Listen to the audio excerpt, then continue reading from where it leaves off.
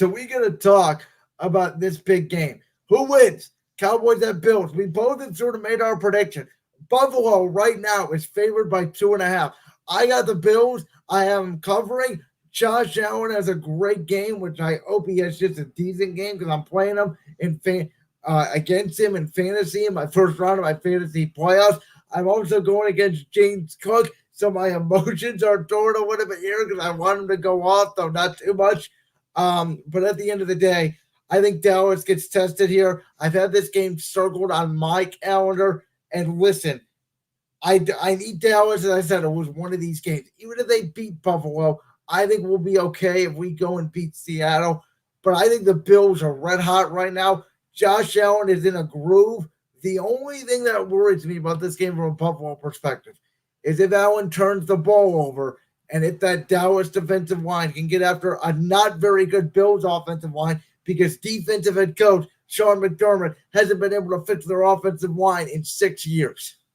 Joe Brady, I believe, is their new offensive coordinator. Correct. And I told you this a few weeks ago. Remember who he was? He was at LSU when that Burrow, Jamar Chase, that great LSU team won the national championship. Yes. With Buffalo, I hope they don't use Gabe Davis because I benched him in fantasy this week because last week against the Chiefs, he put up 0 points when I started him as my flex. So I benched him in favor of OBJ of the Ravens for this week. But I think the X factor, well, there's 2 X factors actually. One, this game is in Buffalo, not Dallas. So I think that nullifies the speed and I guess kind of athletic advantage that Dallas has. Because we talked about it in the first segment when we were recapping the Eagles-Cowboys game. When Dallas is at home, they have the speed and athletic advantage over their opponent. When they are on their road, they lose that advantage. And now you're going into one of the best home crowds in the NFL. I would say Buffalo is easily top 3 in terms of home field advantage. I would say Dallas, or not, I'm sorry, not Dallas. Kansas City and Seattle are the other 2, but it's all subjective. We can discuss that later. But anyway, the other X factor for me is Buffalo's run game. Can they get James Cook on track? Not Josh Allen running the ball, James Cook. Because if you can get that run game going, then you can hit the play action pass to a Stephon Diggs, Dawson Knox, who's coming off of IR, Dalton Kincaid. That's when you can use them effectively in the play action game. But it starts by running the ball effectively with James Cook. So ultimately, I believe you are picking Buffalo, though, correct? Yes, I am picking Buffalo because this game is in Buffalo, not Dallas.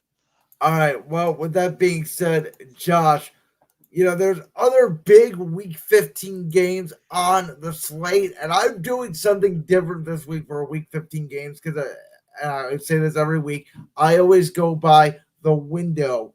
This week, 3 of my 5 games, and I excluded Dallas and Buffalo from our set because we just obviously talked about that game. 3 of my games are all the games that take place on Saturday night because all 3 of them have enormous playoff implications. Minnesota will now be starting Nick Mullins against Jake Browning and the Cincinnati Bengals. Who would have thought that going into the year? Jake Browning has looked like Joe Burrow the last 2 weeks.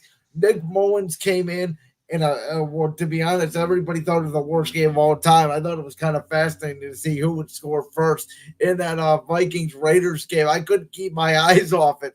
It was such bad football. I must have a knack for bad football. I don't know what it is. Then obviously, can Pittsburgh bounce back against Indianapolis, Shane Steichen, Gardner Minshew and crew, and then Denver, Detroit, the big one Saturday night. My other 2 games, we talked about it a little bit. Lamar Jackson, Trevor Lawrence. I'm still very torn on who I think is going to win this game because I think Baltimore is the better team. But I think going down to Jacksonville at night could be a problem. And I think the Jags are the more desperate team. I also think, though, it depends on the health of Trevor Lawrence's ankle because I don't care if he played against the Browns, last week. He wasn't 100%. And then obviously, Monday Night Football, it's a big one. I told you this for about a month. Seattle is my house of horrors. We have not won in Seattle in my lifetime. The last time the Eagles beat the Seahawks was in 2008. That was in Philadelphia. I think Jalen Hurts and the Eagles break the Seattle curse in a very tough game. We'll see if Geno Smith plays or not. That will change the equation. But Philadelphia, Seattle is my fifth game on the list, Monday Night Football. Okay. I like all your games that you chose. I'm going to go with one of the Saturday games, and that's Steelers Colts. So, with the Steelers, Kenny Pickett is out, I think, with an injury. So that Yeah, means he's out 2 to 4 weeks, so he's not playing this week. okay. So that means Mitch Trubisky, and the Steelers somehow, some way, lost to the Patriots last Thursday. Whereas the Colts, they got smashed by the Cincinnati Bengals, who we'll get more into the Bengals in a couple minutes.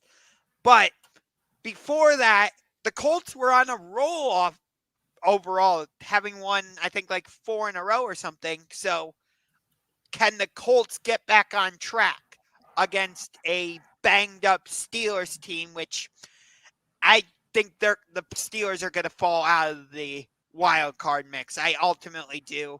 Is this the year Mike Tomlin goes under 500? I think it will be, yes. Because I'm going to say it now. I think the Steelers lose this game. I'd have to look at the rest of their schedule. I know they have finished Cincinnati, then they have at Seattle, and they have Baltimore again, this time in Baltimore. Okay, so I think Pittsburgh will lose at Indianapolis. I think they'll have trouble with Cincinnati, actually, even with Jake Browning at quarterback. I think they'll lose at Seattle, and I think they'll lose at Baltimore. So I think they'll lose 3 out of their next 4. So, yes. All right, my other games. Buccaneers at Packers. So, how does Jordan Love respond after what should have been an easy win on Monday Night Football against the New York Giants, but the Packers lost? And prior to that, we were saying, oh, wow, Jordan Love seems to have found his groove, and the Packers look like a very dangerous team. They beat Kansas City, and they beat Detroit in Detroit on Thanksgiving, and we're giving them all their praise, but then they lost. Meanwhile, Tampa Bay, led by Baker Mayfield, they now lead the NFC South, I guess, at 6 Technically, they do at 6-7. They own the tiebreakers.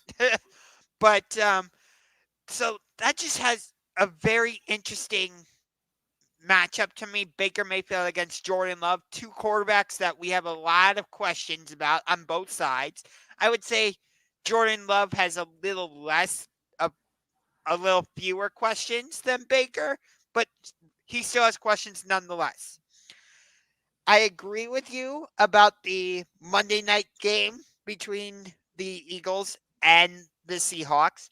I agree with you about Sunday night football between the Ravens and the Jaguars. You didn't have this game on the list. I do. Bears at Browns. I said this was the 6th game, and it was really close to making my list, but because of the fact that, Minnesota, Cincinnati are both in the playoff hunt. Denver, Detroit, both are in the playoff hunt. Pittsburgh and Indy, both in the playoff hunt. The fact that Chicago is not swayed me away, but I will say this. The more fascinating aspect of this game, and obviously I want the Browns to win. I think the Browns will win this game.